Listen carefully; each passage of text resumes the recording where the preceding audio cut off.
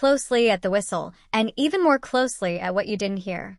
Notice the silence from the veteran enforcers. The United States national team has just wrapped up its FIBA World Cup qualifying run, but the most shocking takeaway from this entire tournament didn't come from the players on the floor. It came from the officials controlling the game. Welcome back to WNBA Pro. Lock in, eliminate distractions, and give this your full attention, because what we're about to break down challenges the carefully crafted narrative surrounding the WNBA. What if the international stage just revealed something fans have been questioning all along? What if the consistency, structure, and discipline in officiating overseas highlighted a stark contrast that can't be ignored? The difference wasn't subtle. It was visible in every possession. The game flowed differently, decisions were cleaner, and the standard was clear. That kind of environment doesn't just change outcomes, it changes perception. And once that comparison is made, it forces a deeper look at how the game is being managed elsewhere. The major sports networks, media voices, and decision-makers connected to the WNBA have largely avoided this conversation. Not because it isn't relevant, but because it raises uncomfortable questions. What fans just witnessed wasn't simply a stylistic difference. It was a contrast in consistency and clarity that played out on a global stage. And for those paying close attention, it stood out immediately. This isn't about dramatic claims, it's about observable patterns. When officiating is steady and predictable, the game opens up. When it isn't, frustration builds. The international stage showed what basketball looks like when the rules are applied evenly, without confusion. And that clarity forces fans to reevaluate what they've been watching elsewhere. This isn't about rejecting narratives, it's about questioning them.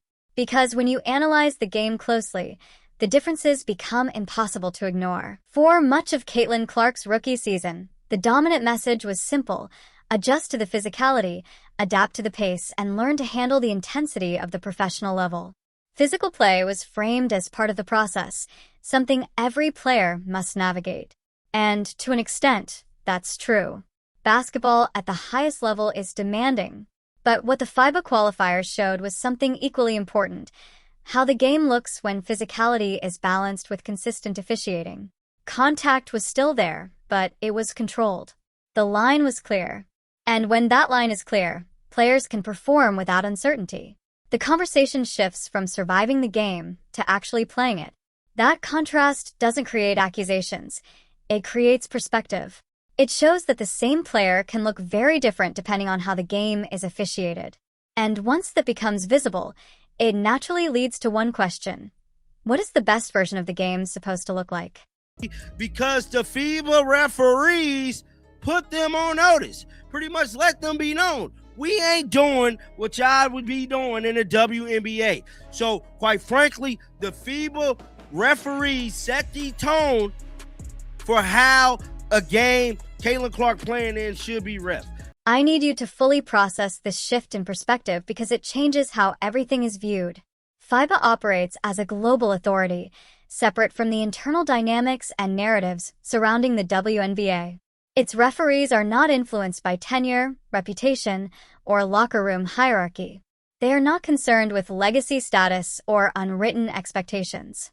Their responsibility is simple: apply the rules of basketball consistently and without bias. And when Caitlin Clark stepped onto that international stage, something noticeable happened. The game looked different. The contact was more controlled, the boundaries were clearer, and the flow of play became more structured. That doesn't eliminate physicality, it defines it. It creates an environment where players understand the limits and can operate within them. And in that environment, skill becomes the dominant factor. The difference wasn't subtle. The unnecessary contact faded, and the game became more about execution than disruption. Why? Because FIBA officials set a clear standard from the start. They enforced the rules, called illegal contact, and maintained consistency throughout the game. That level of control creates balance. It protects offensive rhythm while still allowing defensive intensity. And the result was immediate. Caitlin Clark thrived in that structure, operating with efficiency and confidence, ultimately earning MVP honors. Her performance didn't just stand out, it highlighted what happens when a player's strengths align with a clearly officiated system. It wasn't about controversy, it was about clarity. When the environment supports clean execution, high-level talent becomes even more visible. And that visibility naturally fuels larger conversations about how the game is managed across different leagues. But the discussion doesn't end with officiating. It extends into the broader landscape of the WNBA, especially with the ongoing conversations around its collective bargaining future. Around the same time that Clark's international performance was drawing global attention, major developments were unfolding behind the scenes. In New York, league ownership and the players' union moved toward a significant new agreement, one that could shape the financial and competitive structure of the league moving forward. And with that came strong public reactions, particularly from established voices within the game. Breanna Stewart became a central figure in that discussion, speaking openly about player value, league growth, and future expectations. Her comments reflected a broader tension between past foundations and future momentum, a debate about how the league evolves and who drives that evolution. It's not just about contracts or negotiations. It's about identity, direction, and how the next phase of the sport is defined. Definitely not finalized yet, so don't want to get too specific into details, but knowing that this new CBA is going to be historic. It's going to create generational success between players of all levels, and really excited. Listen carefully to the tone behind that statement. The confidence, the certainty, the claim of historic generational success. Now pause and actually analyze it, because when you break it down, the disconnect becomes obvious. The same veteran voices who have dominated the WNBA narrative for years are now stepping forward as if they alone engineered this moment.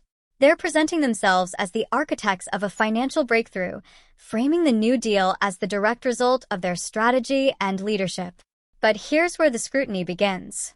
For decades, the league has been building, growing, and evolving through multiple phases. Progress didn't appear overnight, and it certainly didn't come from a single source.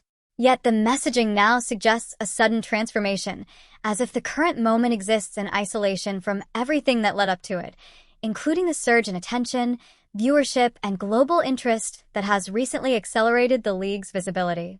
And that's the core issue: credit versus context.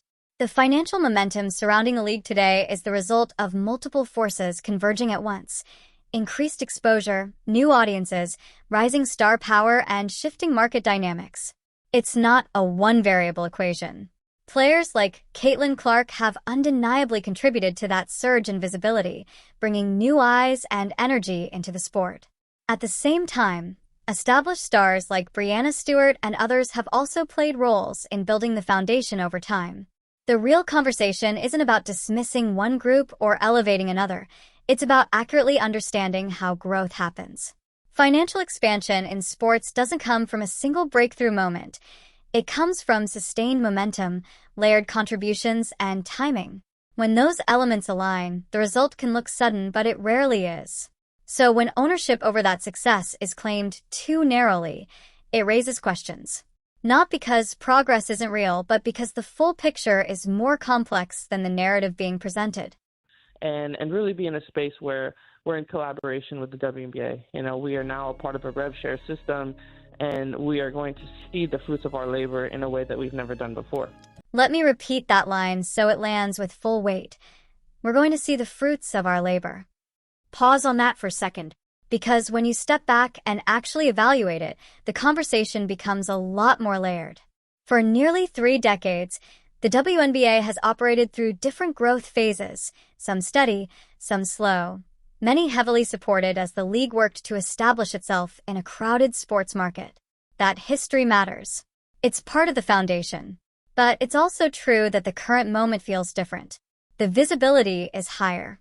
The engagement is louder. The demand is stronger. And a significant part of that recent surge has been driven by new energy entering the sport, particularly through players like Caitlin Clark, whose impact at both the college and professional levels has brought unprecedented attention. Sold-out arenas, record-breaking viewership, and expanded media coverage didn't happen in isolation. They reflect a shift in audience behavior and market interest. That doesn't erase the past, but it does reshape the present. Growth in sports is rarely linear. It builds over time, then accelerates when the right moment and the right stars align. What we're seeing now is that acceleration phase. And naturally, that raises questions about how credit is distributed and how contributions are measured. The financial upswing, larger media deals, increased sponsorships, and expanded investment is part of a broader evolution within the WNBA. It reflects both long-term groundwork and recent momentum. Players like Breanna Stewart represent the established excellence that helps sustain the league, while newer stars are clearly amplifying its reach in real time. The key issue isn't whether the growth is real. It clearly is. The question is how that growth is interpreted. When narratives focus too heavily on a single perspective, they risk overlooking the full picture. The current boom isn't owned by one group alone.